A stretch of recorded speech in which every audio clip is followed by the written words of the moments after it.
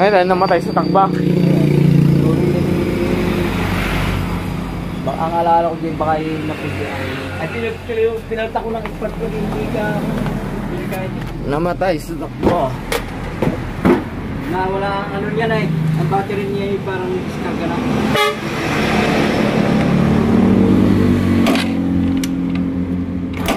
Walang kuryente. Meron, mahina. Mahina, pitik. Ako'y nangiram nga doon sa bata ng battery. Pakain ka ako. Nahanapin ang battery.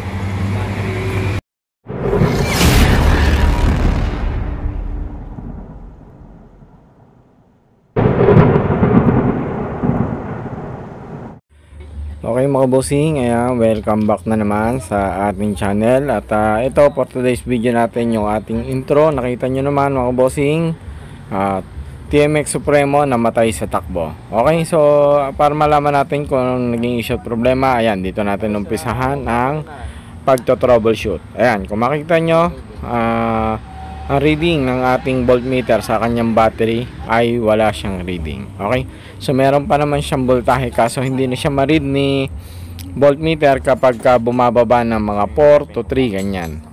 At dahil nga sa may dala naman battery si bossing, at ito yung pinanghiram pa niya yung kanyang battery dahil inakala niyang battery ang magiging sira. Okay, so tama naman, lobat nga yung kanyang battery at kung makikita nyo 12.3.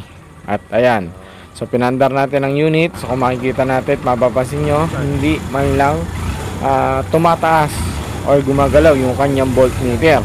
Yung kanyang pinaka-voltahe na kanyang battery ay naglalaro lang sa 12.3. so hindi siya tumataas sa dapat ay naglalaro sa 13.5. yan, yung man lang mag 13 okay na yun. Kaso ang problema, ayan nga, hindi man lang gumagalaw ang kanyang voltahe na kanyang battery. Okay, so napandar natin yung unit at na-check natin yung kanyang battery na lobat. So ang aalamin naman natin ngayon mga bossing ay kung bakit naglolobat. So titingnan natin kung bakit hindi nagcha-charge ang kanyang unit. So TMX Supremo mga bossing, pagka po may battery, kahit hindi nagcha-charge, basta may battery, aandar po yan. Ngayon, kung wala naman battery, okay lang, pero basta't nagcha-charge. Kaso ang problema dito sa unit na to ay hindi po siya nagcha-charge. Kaya nung malobot ang kanyang battery, ayun, wala na. So sa pag-check mga bossing ng charging, dito mo tayo mag-umpisa sa kanyang socket ng kanyang stator. So gamit yung ating test light, lagay natin yung ating clip ng ating test light sa negative dahil aalamin natin kung may tama na ba ang kanyang stator. So sa pag-check po mga bossing ng stator, ayan, kailangan po pag itinusok natin yung ating test light dun sa alinman dun sa tatlong yellow wire na galing dun sa ating stator, yan po ay hindi dapat iilaw. So dapat naandar mga bossing ha, or kung hindi naman naandar, dapat ay sinisipa yung kanyang kicker. So magbibigay naman ng kuryente yan kapag kahit sinisipa-sipa lang. So kung mapapansin nyo, ayan, umilaw na nga, bahagyang umilaw ang ating test light na dapat mga bossing, hindi po siya dapat umiilaw.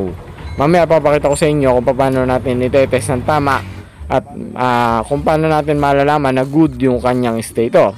So dahil umilaw na nga yung ating test light, yun po mga bossing ay isang palatandaan na yung ating stator ay may sunog na. Okay, so ayan mga bossing, natanggal na natin yung ating magneto. Ayan, nasa may magneto side na cover at kung makikita nyo ating stator, ayan ang sunog ng ating stator.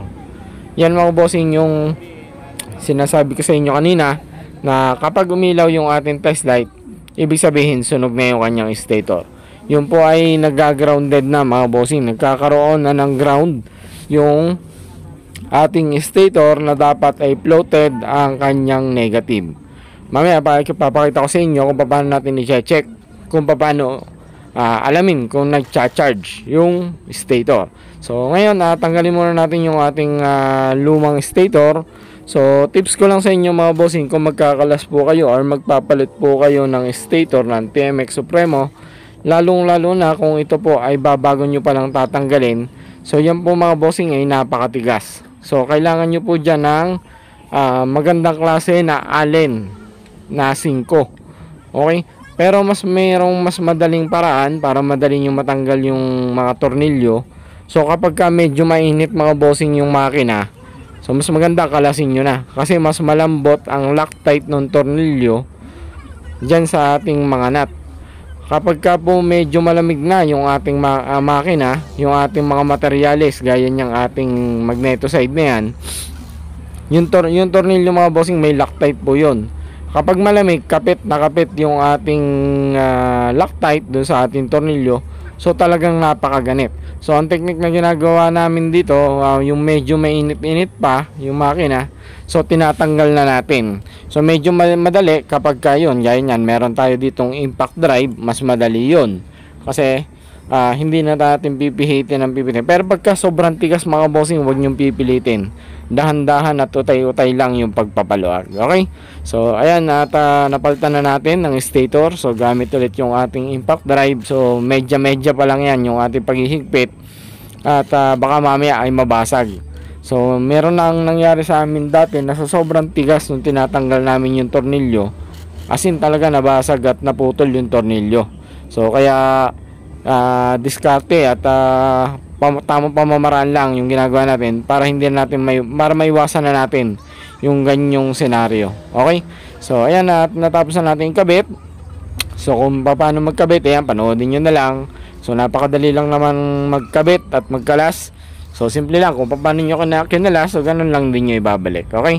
So eto, nakikabit na natin. Ang gagawin naman natin dyan mga bossing ay magte-testing tayo kung paano natin malalaman kung gumagana ng tama yung ating stator na ikinabit. So lagi natin ginagawa yan bago natin i-fix at tapusin yung unit. So kailangan ma-check muna natin kung tama. So kung kanina, di ba sabi ko sa inyo, dapat mga bossing, kapag ang unit ay umi-start, dapat hindi siya iilaw. Ayan. So check natin mga bossing kung iilaw siya. Ayan. So kung makikita nyo, alinman doon sa tatlong yellow wire ay hindi siya umiilaw. So ibig sabihin floated yung negative. At kung paano naman natin malalaman kung gumagana ng tama, ay ganito mga bossing. Ayan. So ang ginawa ko, kumuha ko ng wire na extension wire para itutusok ko na lang dun sa isang sakit para hindi ko na siya kakalasin. Tapos nilagay ko yung clip ng ating test light at dapat mga bossing dyan lang siya iilaw. Kapag tinusok natin alinman doon sa dalawa, di ba tatlo yun, so tutusok natin doon sa isa yung ating clip na may nakatusok na wire, then yung ating pinaka test light tutusok natin alinman dyan sa dalawa, saka lang po siya iilaw. So kung mapapansin nyo, ang ilaw dapat nyan mga bossing ay medyo malakas talaga kasi hindi pa yan nare-regulate, kaya medya lang yung pagsundot nyo at wag nyong ire-rev yung inyong makina. Kasi once na nirev yan, sigurado pundi yung inyong ilaw. Okay? So ganun lang po yung pag-check kung paano natin malalaman na gumagana ng tama yung ating stator. So ayan, at kabit na natin. Then ang i-check naman natin mga bossing ay kung nag-charge na ba yung kanyang battery. Okay, so gamit ulit yung ating battery test light. Ayan, voltmeter natin. Ayan, di ba? So 13.6 kagad. Okay, so ibig sabihin nakuha at nakalaman natin na walang problema kanya regulator. So tanging stator lang yung mayroong problema sa unit ni bossing. Dahil nga sa may sunog na yung kanya stator, ayun, floated na yung kanyang negative.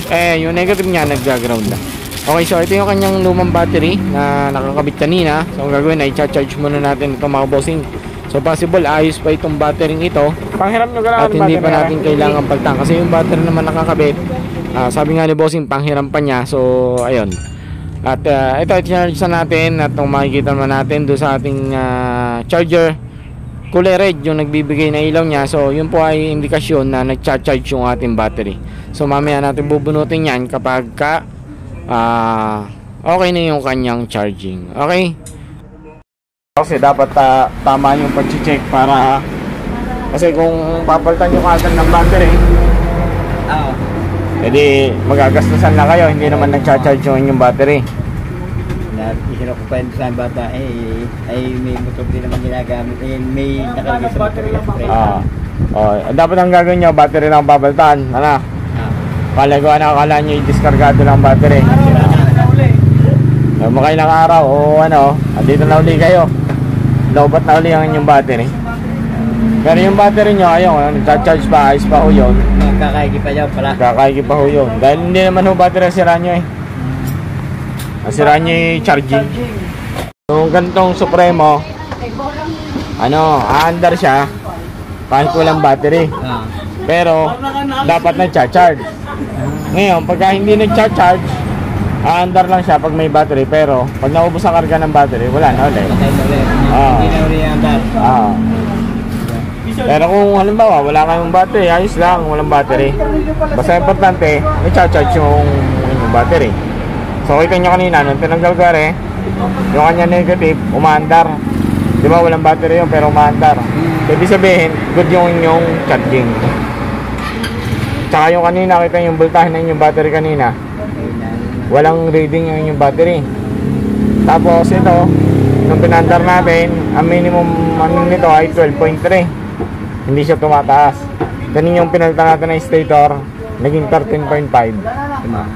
Yun yung ano, yung charging ng yung motor. Papakita ko sa inyo na kahit walang battery, pag good ang charging, andar. Ito nyo ha, wala yung battery. Tinanggal ko na yung battery, grabe nyo pang hirap eh. Dito na natin ko, i-start. I-start siya sa sipa. Diba? Pagka wala ba, ay hindi makuha sa ano sa ano. Oh, wala kayong battery. Hindi nakakaya ito. Wala kayong battery. Hindi, pinakapakita ko lang sa inyo na pagkagudahin yung charging, kahit wala siyang battery, andar siya. Diba? Charging, ano tawag? Charging. Pero yung pinalitan po natin, stator po yun. Naroon pala ang walang charging. Okay mga bossing, ito naman yung kanyang battery. So meron na siyang charge na, ito tingnan natin yung kanyang initial voltage mga bossing. So na-charge na natin 12.4 initial voltage, hindi pa natin napapandar yung unit. So start natin mga boss.